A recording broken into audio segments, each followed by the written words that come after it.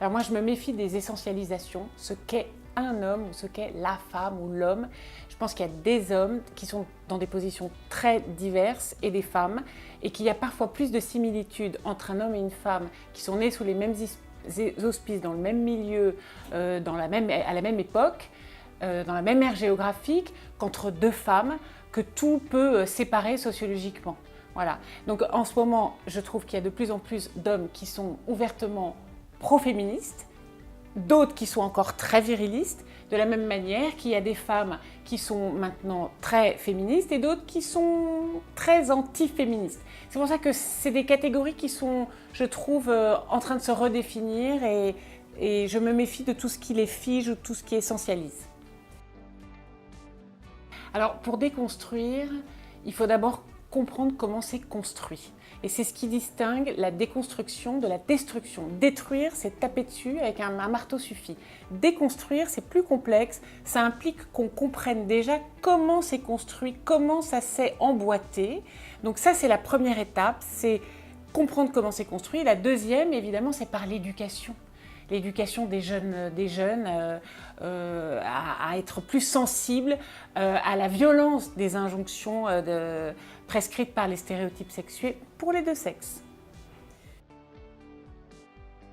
Alors moi j'ai envie de dire sale pédé, même si ça vise a priori les hommes, mais je trouve que justement c'est important de rappeler que le sexisme concerne les deux sexes, fait des violences chez les deux sexes, et l'homophobie me paraît être une forme de sexisme particulièrement insidieuse qui montre qu'il y a une bonne façon d'être un homme, la virilité triomphale avec un devoir d'hétérosexualité affiché, et de l'autre côté, les homosexuels qui ne sont pas considérés comme de vrais hommes. Donc sale pédé me paraît vraiment une insulte insupportable, et rappelons simplement que l'homophobie découle de la gynéphobie, c'est-à-dire c'est parce que le féminin est dégradé que l'effémination est dégradante. Donc moi j'aimerais beaucoup, je nourris l'espoir qu'en luttant contre l'antiféminisme, on arrivera aussi à lutter contre l'homophobie. Alors c'est très difficile de choisir entre les deux postures, mais les deux sont intéressantes. Disons que ce qui m'intéresse chez Emma Watson, c'est la formule he for she. Donc l'idée que le féminisme aujourd'hui a vraiment besoin des hommes pour aller jusqu'au bout.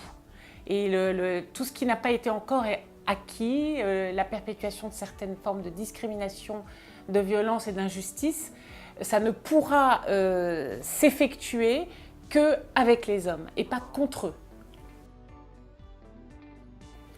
Alors là, c'est pareil, bon, les deux sont tout à fait estimables, mais je vais quand même prendre Simone de Beauvoir parce que c'est elle qui est la première à théoriser vraiment l'infériorisation historique de la femme, et elle l'a justement déconstruite en montrant comment se fabriquaient dès la toute petite enfance les stéréotypes sexués féminins qui assignaient la femme à la maternité, à la passivité, à l'enfermement dans le domestique, etc. Mais elle a aussi montré comment se fabriquait l'idée de la supériorité virile chez le petit garçon. Chimamanda Adichie, c'est très intéressant ce qu'elle dit.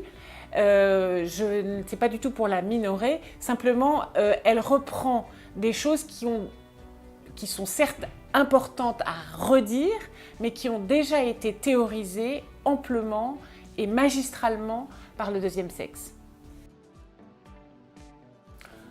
Bon, alors on va dire aux lames de gouge parce que la pauvre elle a fini décapitée, comme on le sait, donc c'est pour lui rendre un hommage, et rendre un hommage à toutes ces femmes qui avaient participé activement à la révolution de 1789. Il n'y a pas qu'elle, Théroigne de Méricourt et d'autres, Sophie Condorcet, etc., et qui ont fait un énorme travail avec les patriotes en participant aux marches, en créant des clubs, en vendant leurs bijoux, en soutenant le mouvement, Olympe de Gouges avec sa célèbre déclaration des droits de la femme et de la citoyenne.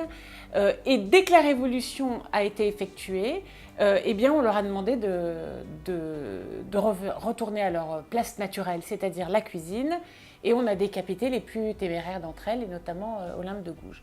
Donc voilà, rien que pour sa fin malheureuse, ayons une pensée pour elle. Je suis assez intéressée par les discours de Justin Trudeau. qui justement, lui, fait partie de ces hommes qui considèrent qu'il faut que maintenant les deux sexes avancent ensemble, que le temps de la guerre des sexes, même si les événements récents pourraient penser qu'elle se ravive, c'est peut-être aussi l'occasion d'enfin la dépasser. Et je trouve que c'est souvent, il a fait des déclarations publiques pour dire que les hommes aussi étaient impliqués, parce que je pense que le féminisme est un humanisme, c'est-à-dire que ça concerne l'humanité dans son ensemble, ça concerne pas seulement les femmes, ça concerne toute l'humanité. Et il le dit, il le répète souvent, donc Justin Trudeau. Parfait. Super. Merci.